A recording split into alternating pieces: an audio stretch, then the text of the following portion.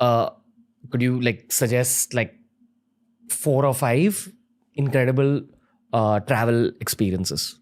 Like, I think, again, it depends state-wise. So everybody should go to the Hornbill Festival, maybe as an initiation to what Naga culture is, right?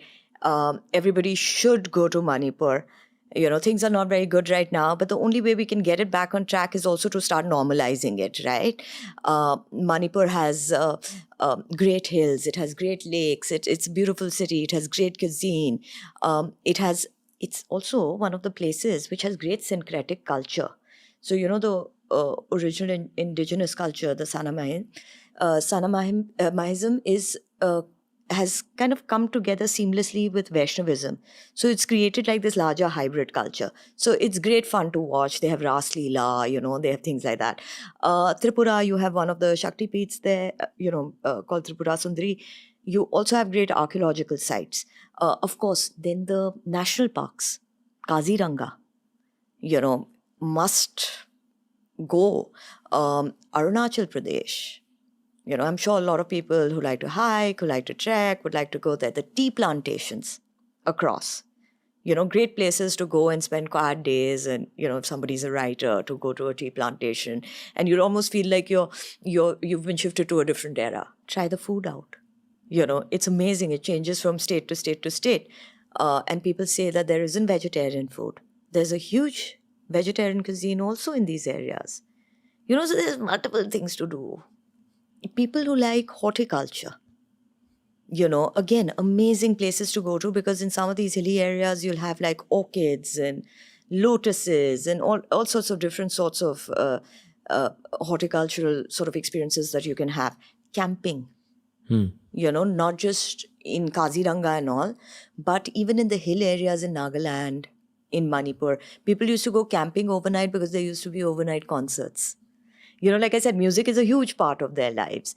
I would also suggest to go to some of the archaeological sites, Umakoti in Tripura. People don't know much about it. Very interesting. I would also, once things become more peaceful in Manipur, say More is in the border between Myanmar and Manipur. I would say use that route and go into Myanmar as well. It's like a very urban Indian thought to chalk out 1 week from your life every 6 months at least, and pick out a place in India. So if they have 1 week's time and they want to definitely go to Guwahati, but they also want to see another state, you'd suggest Meghalaya. I'd suggest Meghalaya. There's a short train to Dimapur in Nagaland. And from there you can go to Kohima, which is, more hilly or whatever. Gotcha. The thing about Northeast, at least in my opinion, is be a little experiential. Just go there and see what. Just go there, see where it takes you, figure out while you're there what interests you. Some people don't like certain cities because they feel it's like back home. Like, we've been to Nainital, Vaisa, or we've been here, Vaisa. So you have to see what you like because it has so much to offer. The hills are great, the forests are great, the lakes are great, the pilgrimage tourism is exceptional, and we haven't really explored it enough, What is Nagaland like? Stunning. The food's incredible. It's a haven for non-vegetarian people, because the cuisine is largely non-vegetarian. Very good-looking people, So let me say this: the Northeasterners are by far one of the most good-looking bunch of people I've seen. Aesthetically beyond.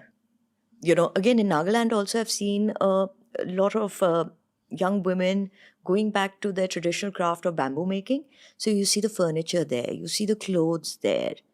You think this is coming from somewhere else. It's incredible how aesthetically attuned that they are to being able to use natural products into making things that would appeal to the rest of the world.